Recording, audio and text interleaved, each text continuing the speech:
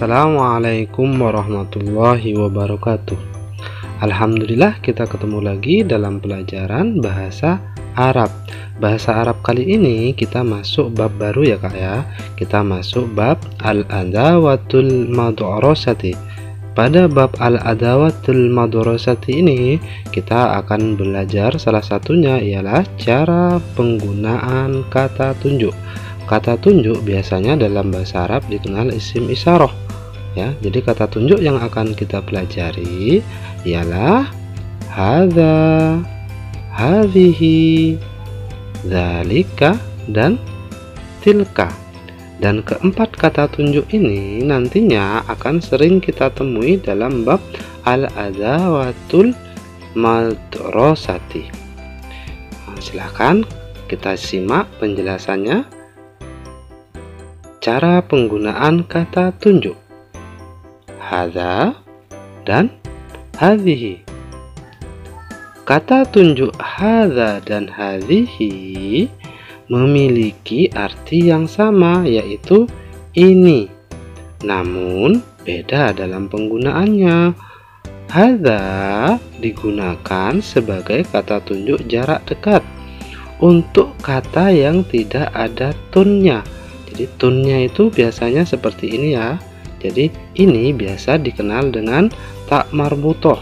Nah, apabila kata tersebut tidak ada tunnya, biasanya disebut dengan muzakkar atau dia orang laki-laki. Kita perhatikan contohnya, hadza faslun. Hadza faslun, ini kelas. Karena faslun ini tidak ada tunnya, maka faslun tidak boleh menggunakan hadhihi. Dia menggunakan hadza karena hadza digunakan sebagai kata tunjuk jarak dekat untuk kata yang tidak ada tunnya. Maka dari itu faslun menggunakan hadza. Sedangkan hadhihi digunakan sebagai kata tunjuk jarak dekat untuk kata yang ada tunnya ya. Apabila kata tersebut ada tunnya, maka biasanya disebut dengan muannas atau jenis kelamin perempuan. Kalau dia orang berarti dia perempuan.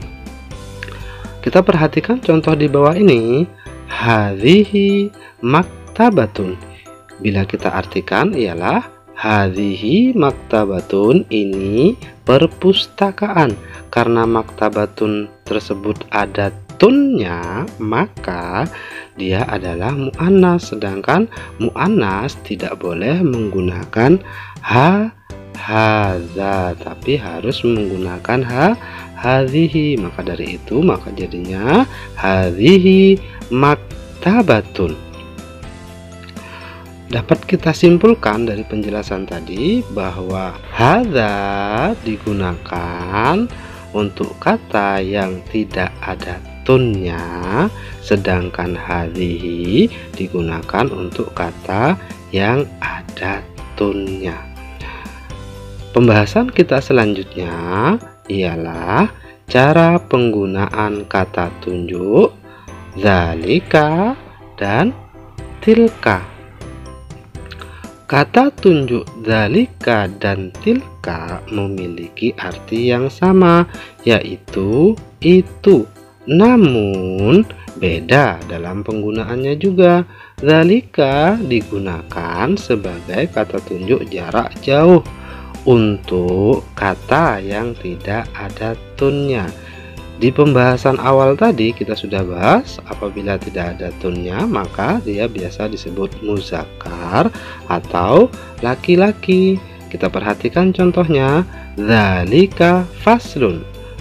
Faslun adalah kelas. Dzalika artinya itu. Bila kita artikan dzalika faslun, itu kelas.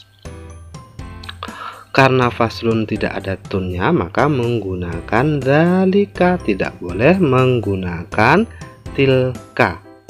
Sedangkan tilka digunakan sebagai kata tunjuk jarak jauh untuk kata yang ada tunnya. Kembali lagi di pelajaran di awal tadi sudah kita bahas bahwa apabila kata tersebut ada tunnya maka namanya muannas atau perempuan. Kita perhatikan contohnya. Tilka maktabatun.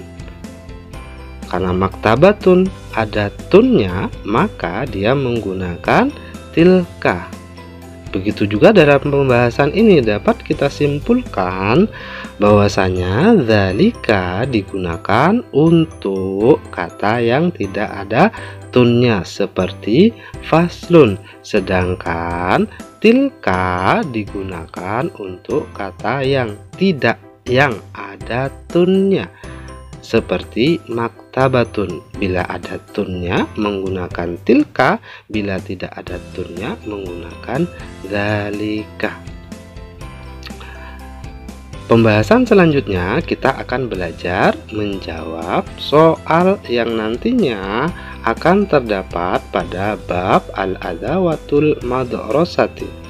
Di sini ada sebuah pertanyaan, madzalika, apa itu? Kenapa kok menggunakan zalika? Karena yang ditanyakan adalah maktabun. Maktabun tidak ada tunnya, maka menggunakan zalika. Maka jawabannya ialah zalika maktabun. Apa itu? Itu meja. Kita lanjut ke contoh soal yang selanjutnya. Ada gambar papan tulis. Gambar papan tulis, bahasa Arabnya papan tulis ialah sabburatun. Sabburatun.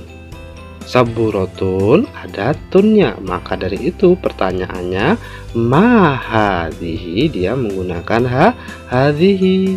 Apa ini? Maka jawabannya ialah hadhihi sabburatun. Ini adalah papan tulis. Contoh soal yang selanjutnya ialah ada gambar peta. Bahasa Arabnya peta ialah khoritotun. Khoritotun. Jadi khoritotun ada tun di akhir, maka pertanyaannya bisa kita tuliskan seperti ini. Matilka, apa itu? Maka jawabannya tilka khoritotun, karena tilka tadi digunakan untuk kata yang ada tunnya.